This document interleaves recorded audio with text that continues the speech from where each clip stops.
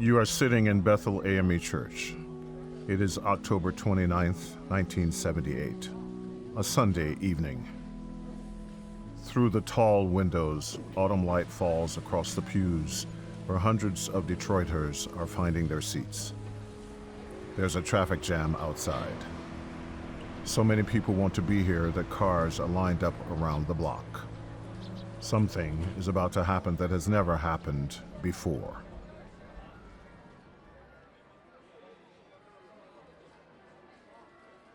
In the front of the sanctuary, where the pulpit usually stands, 90 musicians of the Detroit Symphony Orchestra are arranging their chairs and music stands. Behind them, a chorus of 75 voices, the Brazil Denard Chorale, joined by singers from 26 black churches across the city. Sopranos in pearls, tenors and basses in white shirts and bow ties. Everyone dressed for the occasion.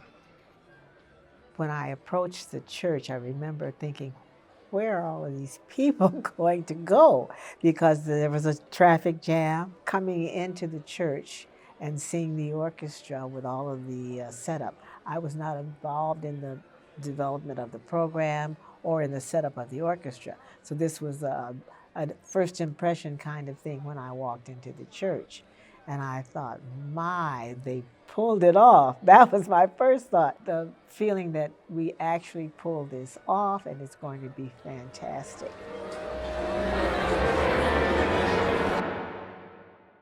This is Classical Roots, the first concert of what would become a beloved Detroit tradition spanning nearly 5 decades. But to understand why this evening matters, why ministers are jockeying for special seats, why singers auditioned fiercely for a spot in that choir, you have to understand what brought everyone to this moment. 6 years earlier, in 1972, a music educator named Brazil Denard founded a chorale that would bear his name. His mission? To preserve the spiritual music of the African American experience. Dr. Denard was no ordinary choir director. He led the vocal program at Northwestern High School, where his students won competition after competition. He also served as president of the National Association of Negro Musicians, Incorporated. The music critic for the Michigan Chronicle called him one of Detroit's favorite sons. I happened to be one of Brazil's students for private lessons. I recall that his involvement in various projects somehow included me as part of that support team. So if he took on a particular challenge, he said, Wayne, I want you to meet me at such and such a place, because this is what we must do next. It was his wife, Murtis, who gave him the idea of starting a community choir and calling it the Brazil Denard Chorale. And I was on board. I was one of the first members to be a part of that wonderful organization when they started. He was an innovator. He would take on whatever he thought ought be done musically and do it very well. He was more than just a teacher. He was a teacher initially and became a very dear friend. I recall that at one lesson, we talked about not so much the music we were going to review, but his record collection. And my first recording from Brazil Denard, when he knew that I was had an interest in pursuing a career in arts management, it was a recording by George Szell of the Brahms 4 symphonies. And I still have that collection. Around the same time Denard was building his chorale, a young conductor named Paul Freeman arrived at the Detroit Symphony Orchestra. Freeman had just made a startling discovery. Black music? Of course. The blues, spirituals, and all that jazz. Freeman would later tell the New York Times. He thought he knew all about it. Then, at a symposium in Atlanta, he encountered symphonic works by black composers spanning 3 centuries, and it changed everything. As he put it, the quality of these pieces so impressed me that I decided to search for music by lesser-known blacks from earlier periods as well as this century. He called it, for him, a revelation. Freeman launched the Black Composers Series for Columbia Records, 9 volumes documenting over 2 centuries of classical music by black composers. The Detroit Symphony played a central role, alongside the London Symphony, Baltimore Symphony, and New York Philharmonic. But Freeman wanted more than recording. He wanted something that would connect the orchestra to its community in a deeper way. Paul Freeman, who was appointed to the Detroit Symphony Orchestra as its conductor in residence in 1973. It was the same year that I began with the Detroit Symphony as administrative assistant. So as it turns out, when we think about how the orchestra could affirm its commitment to the community, that's where we started the process of exploring ways in which we might work together. A small committee began to meet. Brazil Denard, Paul Freeman, Wayne Brown, Beverly Thomas. Community leaders like Khadijah Shelby. They weren't planning a single concert. They were imagining a movement. It was less about the title and more about the movement. And Classical Roots provided that opportunity to strengthen, enhance, expand that connection between orchestra and its community. It never should have been perceived as an opportunity to begin to develop African American musicians. We've always been here. It was the idea of being recognized and given a platform that would allow us to share with the entire Detroit community as opposed to a small unit of friends that knew other friends who knew other friends who were musicians or artists. The name Classical Roots came from Khadijah Shelby, inspired by Alex Haley's television series Roots, which had captivated the nation just a year before.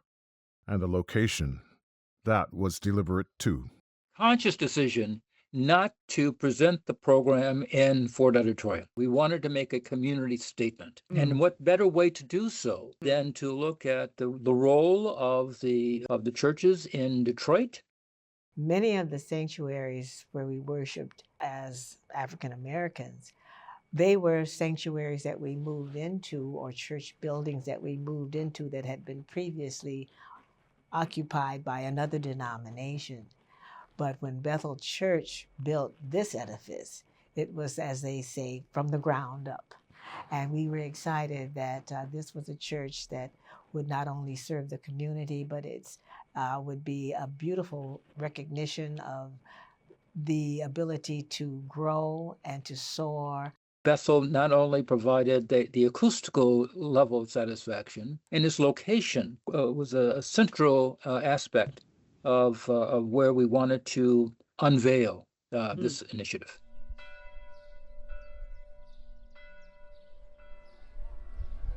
To fill the choir, they invited churches across Detroit to send their best singers.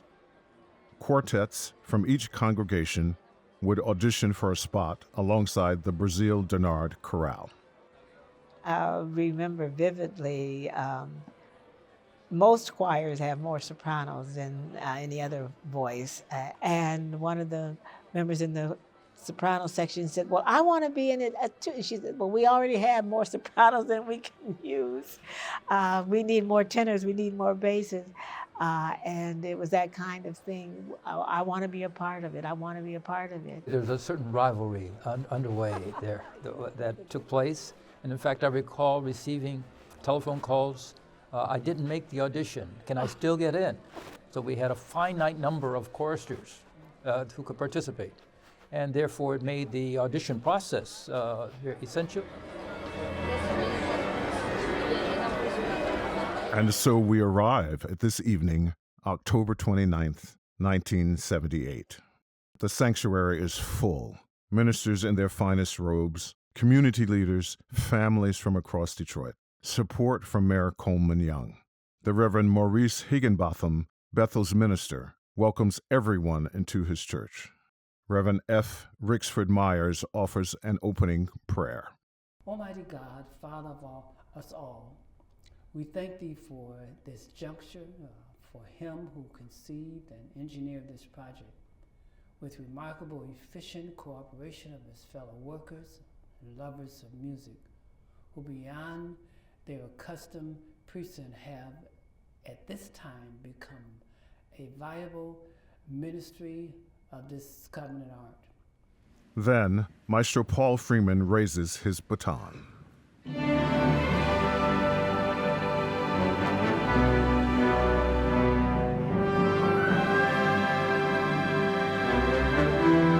program opens with Lift Every Voice and Sing, the hymn often called the Black National Anthem, composed by J. Rosamond Johnson.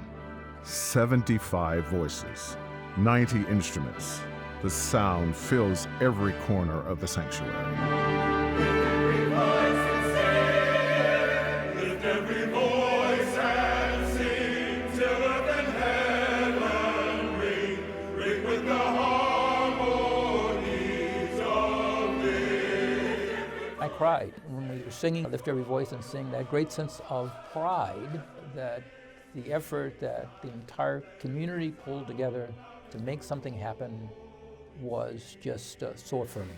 When we were singing Lift Every Voice and Sing, it has a beauty of its own because it tells a story. But that third stanza, God of our weary years, and I looked around and saw all of the people here, and it was an audience that represented diversity, but it had a special meaning to me as an African American to know those weary years, and know those silent tears. It really, really brought chills and maybe tears too. The program continues with Dvorak's New World Symphony, chosen not only for its familiarity, but for its connection to spirituals, to the music Dvorak discovered during his time in America. Then William Grant Still's Scherzo from the Afro-American Symphony, the first symphony by a black composer to be performed by a major American orchestra. So one of the works that the orchestra was quite familiar over time was Dvorak's New World Symphony. Mm-hmm. And we also thought that the New World Symphony was so relevant to what, in other words, the inspiration that Dvorak experienced during Spillville, and how he, during his time in the U.S., was really quite inspired. And when we think about that second movement relative to going home, we felt that was just such a appropriate connection with the program that we had in mind.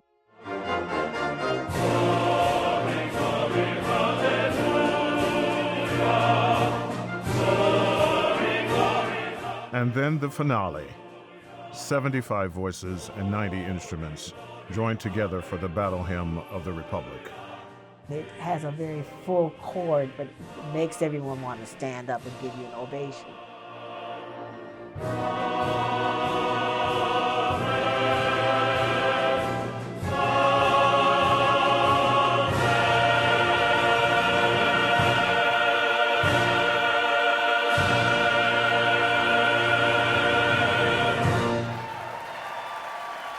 It was fitting, and it worked.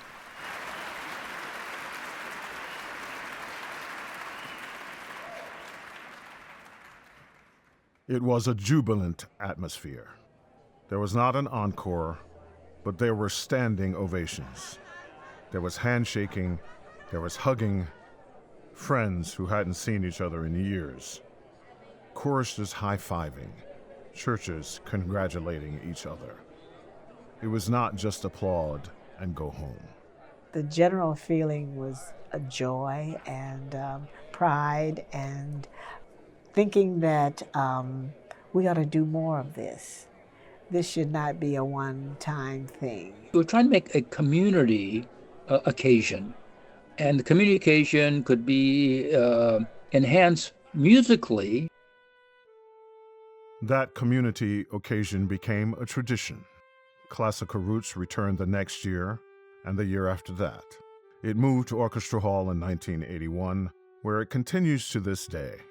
Wayne Brown carried the model to orchestras in Springfield, Massachusetts, and Louisville, Kentucky.